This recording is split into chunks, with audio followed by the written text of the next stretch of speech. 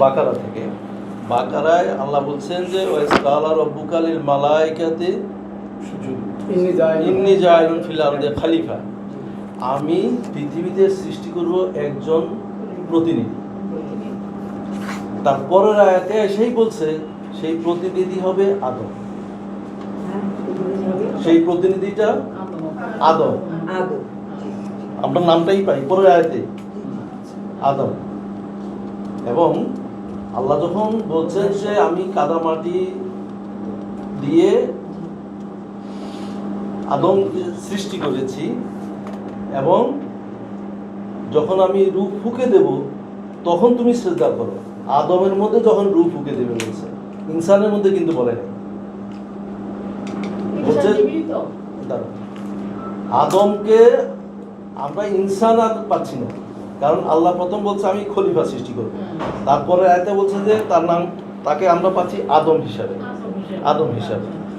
আর 15-26 যা বলছে আমি প্রথমে সৃষ্টি করছি ইনসান মাটি থেকে, গাজা মাটি থেকে মাসনুন, আর জিনকে সৃষ্টি করছি আগুন থেকে, আগুনের উত্তাপ থেকে। তারপরে আয়াতে এসে বলছে আমি বাসার সৃষ্টি করছি আবার মাটি থেকে, সেখানে একজন। তাহলে আমরা সংক্ষেপ করো এই সংক্ষেপ হয়ে গেছে। আমরা যদি ওইখানে 172-এ আদমকে নেই, আমার ইনসানকে আর দরকার নেই, কারণ আল্লাহ অর্ডার করছে মালাইকাদেরকে যে তুমি আদমকে সিজদা করবা, ইনসানের কথা কিন্তু বলে নাই এখানে। এবং আদম পৃষ্ঠ থেকে যাদেরকে সৃষ্টি করছে তাদের সবাইকে সাক্ষ্য নিচ্ছে যে তোমাদের, আমি কি তোমাদের প্রতিপালক নই? আমরা সবাই স্বীকার করে নিছি আদম থেকে, আদমের পৃষ্ঠদেশ থেকে এখানে। তাহলে আদম বলছে আমরা সবাই স্বীকার করছি যে আপনি আমাদের প্রতিপালক। আবার আমাদেরকে আদম পৃষ্ঠে ঢুকাই দিচ্ছে। ঢুকাই দেওয়ার পরে এখন ইবলিস তো মেনে নিল না তাকে, ইবলিসকে দেখাই দিল সে তোমার শত্রু, একজন, তোমরা পরস্পরের শত্রু। আদমকে বললো তোমরা এখন এখানে বসবাস করো, ওই গাছের কাছে যেও না। ইবলিস পরচিত করলো এবং বিভ্রান্ত হলো। বিভ্রান্ত হওয়ার পরে আল্লাহর সাথে তার কানেকশন নিচে নামায় দিল, কানেকশন ডিসকানেক্ট হয়ে গেল, ডিসকানেক্ট হলো। যেহেতু আদমের মধ্যে রূহ ফুঁকে দেওয়া ছিল, তখন আমরা আর কোথাও যাইনি। যখন আদমকে নিচে নামিয়ে দিল, নিচে নামিয়ে দেওয়ার পরে আদমের মধ্যে যে রূহ ফুঁকে দেওয়া ছিল, তখন আল্লাহ নিক্ষেপ করলো কালেমা, কালেমাটা রিসিভ করতে পারলো আদম। হ্যাঁ, আদমই নিচে নেমে আসলো। ঠিক আছে, বাস।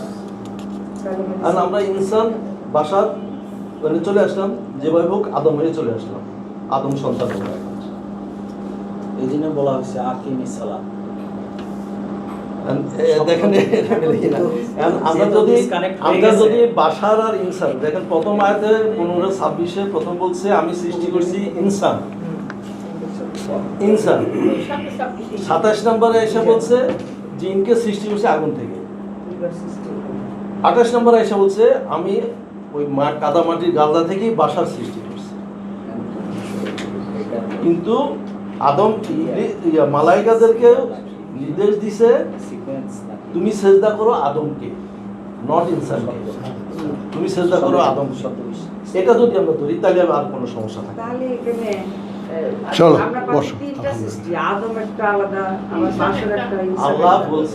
আল্লাহ বলছেন যে আমি প্রথমে খলিফা সৃষ্টি করি, পরে আয়াতে এসে বলছে সে তার নামটা আমরা পাচ্ছি আদম, আদম হিসেবে।